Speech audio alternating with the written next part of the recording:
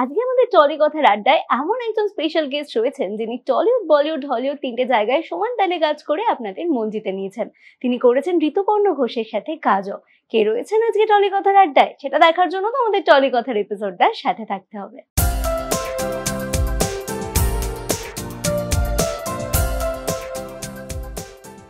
আজকে আমাদের টলি কথার আড্ডা special guest Ekavali Khanna. Welcome to Tolly Katha. Thank you so much. ভীষণ ভালো লাগছে তোমাদের পেয়ে, আর তোমাদের সঙ্গে কথা বলতে আমি ভীষণ উৎসাহিত।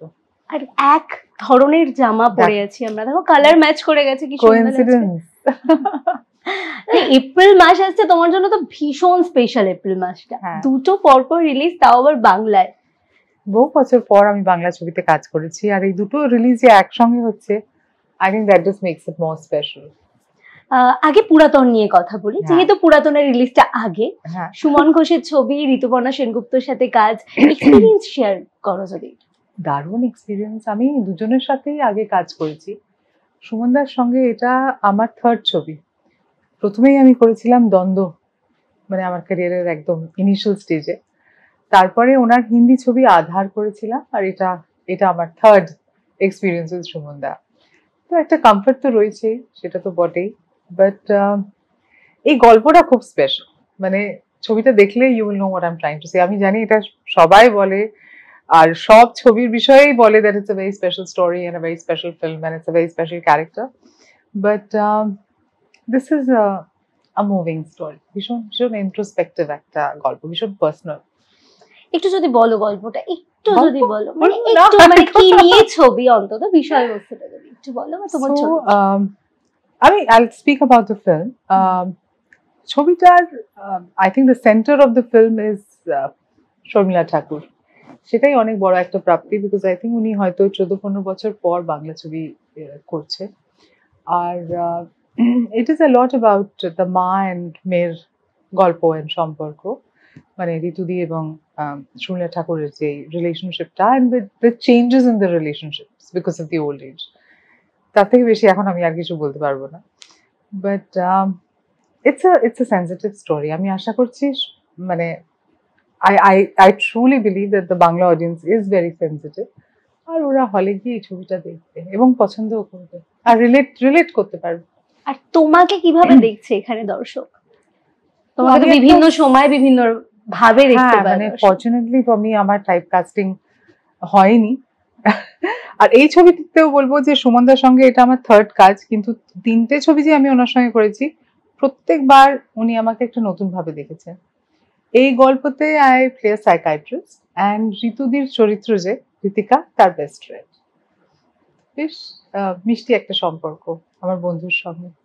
ছবির নাম পুরাতন, আর আমি এখানে তোমার বাড়িতে আসার পর আমি দেখছি অনেক সুন্দর সুন্দর এখানে যা অ্যান্টিক জিনিসপত্র রাখা আছে, সবই বোধহয় বহু বছরের পুরনো। মানে পুরনো জিনিসের প্রতি কি একটু বেশি ভালোবাসা? ভীষণ টান, ভীষণ ভালোবাসা। মানে আমাকে যদি কেউ অপশন দেয় যে তুমি একটা পুরনো কিছু কেনো, একটা অ্যান্টিক ফার্নিচার হোক বা কোনো অ্যান্টিক জুয়েলারি হোক, আমার মনটা কিন্তু সেদিকেই যাবে, no matter how exciting the new things are. I mean modern জিনিসের নিজের একটা জায়গা আছে, কিন্তু পুরাতন জিনিসের ভ্যালুটাই আলাদা। তাছাড়া তুমি তো যেহেতু হলিউড বলো, বলিউড বলো, সব জায়গাতেই কাজ করেছো। হলিউডে যে রোজ কাজ করি তা নয়, হ্যাঁ একটা প্রজেক্ট করেছি, সূত্রে বাইরে বাইরে তো গেছো। হ্যাঁ প্রচুর। সেই হিসাবে বাইরে থেকে তোমার কি মনে, মানে কোথাও গেলে, নতুন কোনো জায়গায় গেলে তুমি আগে কোন জিনিসটা সেখান থেকে নিয়ে আসার চেষ্টা করো? এখন আমি ওখানে গেলে আমি জায়গাটাকে এক্সপিরিয়েন্স করার চেষ্টা করি, experience the culture, experience the pace.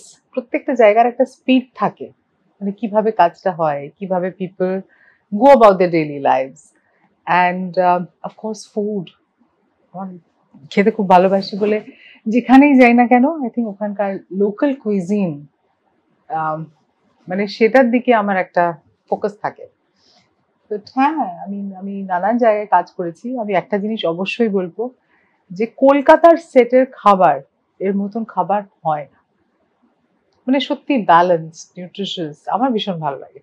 একটু আম ডাল থাকবে, একটু শুক্তো থাকবে, একটু ভাজা থাকবে, একটা মাছ থাকবে, পাপড়, চাটনি। It's just lovely. I love the food here in Kolkata. আর বাইরে যে মানে অন্যান্য জায়গাতেও সেট ফুড ইজ গুড, কিন্তু ওটা একটু বিয়ে বাড়ি টাইপের ফ্যান্সি ফুড।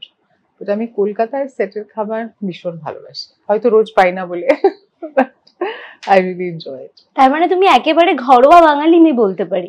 হ্যাঁ, আমি তো মন তো আমার বাঙালি, কলকাতায় বড় হয়েছি, এখানেই জন্ম। আচ্ছা, আমরা প্রথমে যেটা নিয়ে আরো জানবো সেটা হচ্ছে দুর্গাপুর জাংশন। হ্যাঁ বলো। দুর্গাপুর জাংশনের কাজের এক্সপিরিয়েন্স, চরিত্র সবকিছুই জানতে চাই। সবকিছু বলে দিলে কি করে হবে বলো, বাট হ্যাঁ, কিছুটা আমরা তো জানতে চাইবো না, তুমি যতটা পারবে বলো। See it's a thriller. কাস্টটা খুবই ইন্টারেস্টিং, মানে বেবলি ভীষণ, she is a very fine actor, Bikram is also very powerful actor, আর অরিন্দমদার গল্পগুলো একটু অন্যরকম, and it's a very fast paced exciting story. আর আমার চরিত্র আসুক না, একটু টিজার ট্রেলারটা আসুক তারপর বলবো, বাট হ্যাঁ একটা স্ট্রং ক্যারেক্টার, ভীষণ স্ট্রং একটা পাওয়ারফুল ক্যারেক্টার। মানে বাকিটা হলে গেলেই জানতে পারবেন, এর থেকে বেশি জানা পসিবল, তাই তো? আচ্ছা, বা তোমার শুরুর দিকে আমি যদি একটু চলে যাই, তাহলে শুরুর দিকে তুমি এসআরএফটিআই প্রচুর কাজ করেছো। হ্যাঁ, সেটা বাই ডিফল্ট হলো, মানে সেটার জন্যই ওই কি বলবো, ওই রাস্তাটা খুললো আমার জন্য, সেই দরজাটা খুললো, god open that door because of SRFTI. একদম প্রথম ক্যামেরার সামনে দাঁড়ানোর এক্সপেরিয়েন্স জানতে চাইবো, যেদিন প্রথম তুমি ক্যামেরার সামনে দাঁড়ালে। দেখো, একটু নার্ভাসনেস তো স্বাভাবিক, সেটা ছিল, কিন্তু এনভায়রনমেন্টটা ভীষণ ম্যাটার করে। আর এসআরএফটিআই যে স্টুডেন্টস গুলো ছিল না, ওদের মধ্যে there was just so much warmth and so much spirit, আর ওদের নিজের প্যাশনটা এত বেশি যে it just made the job very easy for me. It was not easy, I mean, you know, actually, I mean, একটা নার্ভাসনেস তো থাকে, camera and so many people, and this is the first time ever, কিন্তু খুব easily পুরো কাজটা হয়ে গেল।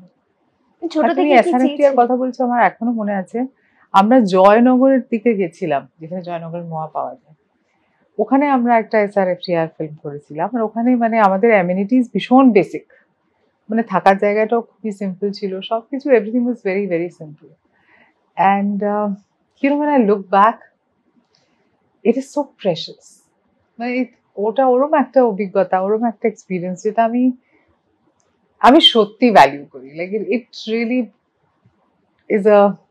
is a very special experience in my life. মানে এই ইচ্ছেটা কি প্রথম থেকেই ছিল, একদম ছোটবেলা থেকেই ছিল? বাই ডিফল্ট অ্যাক্টর হয়ে গেছি, and you know, sometimes you it's like an awareness, a moment of awareness, when you know that this is what I'm born to do, this is my calling. সেটাই হয়েছে আমার সঙ্গে। আর আমি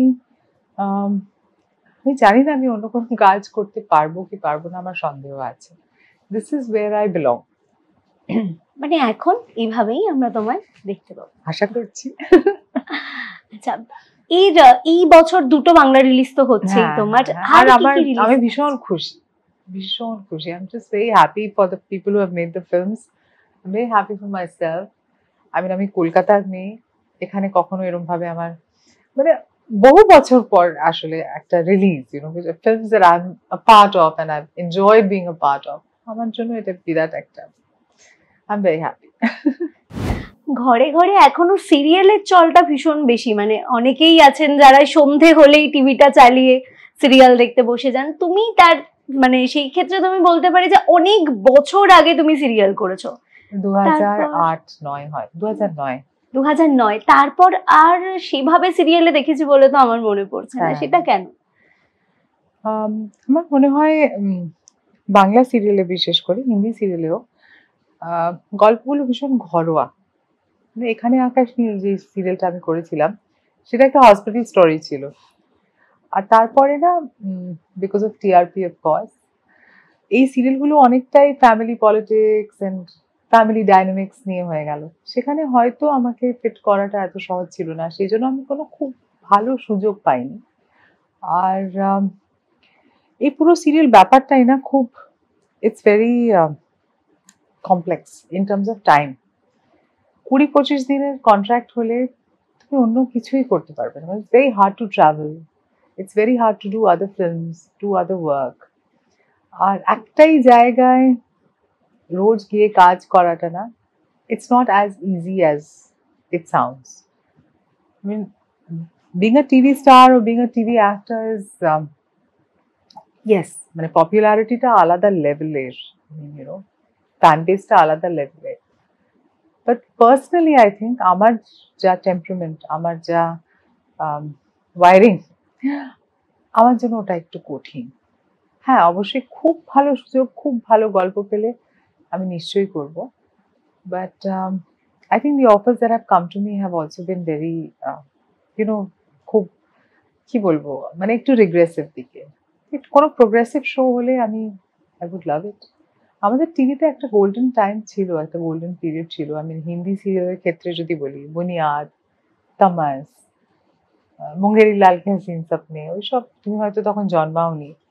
but extraordinary shows. আর এখানে আকাশ নীল ও ভীষণ fresh একটা, it was a very very popular show. আর সেটা করে আমার কি বলবো, I think it was the best way to start. তারপর তুমি ঋতুপর্ণ ঘোষের সাথে কাজ করেছো, যেটা বারবার বোধহয় তোমার সাথে কথা বললে এই প্রসঙ্গটা উঠে আসবে। আমাকে ডাব করা শিখিয়েছে। হ্যাঁ, মানে আমি যে এখন আমি বম্বেতে কাজ করলে সবাই বলে ইউ ডাব সো ফাস্ট, এন্ড আমি এখন ওনার কথা মনে করি, and I always say that it is because of Rituparno Ghosh. উনি মানে লিটারালি হাত ধরে শিখিয়েছিলেন যে এইভাবে ডাব করো। So I think that's what it is না, যে কোনো মাস্টারের সঙ্গে কাজ করলে you learn so much more. যদি বলি তোমার চোখে Rituparno Ghosh? Very sensitive person. Very sensitive, very moody, and a very good teacher. এরপর আর কি কি প্ল্যান রয়েছে? দুটো রিলিজ এপ্রিলে আসছে। কাজই বেশি হচ্ছে, আমি জানি না এই বছরটা কেমন হবে, মানে হয়তো অন্য কোনো বাংলা ছবি করার সুযোগ পেলে আমি অবশ্যই করব। তবে হিন্দি কাজ চলছে আমার। ছবিগুলোর নাম তো বলতে পারবো না, নট ইজ ইয়েট, আমাদের কন্ট্রাক্টস গুলো ভীষণ টাইট। কিন্তু আমি শ্রীরাম রাঘবানের ছবি করেছি, লাভ রঞ্জন এর সঙ্গে কাজ করেছি, আর নীরজ পান্ডের সঙ্গে কাজ করেছি এই লাস্ট কয়েক মাসের মধ্যে। মানে এই বছরটা ভরে আমরা তোমাকে আবার দেখতে পাচ্ছি বাংলা হিন্দি সব কাজে। আশা করি।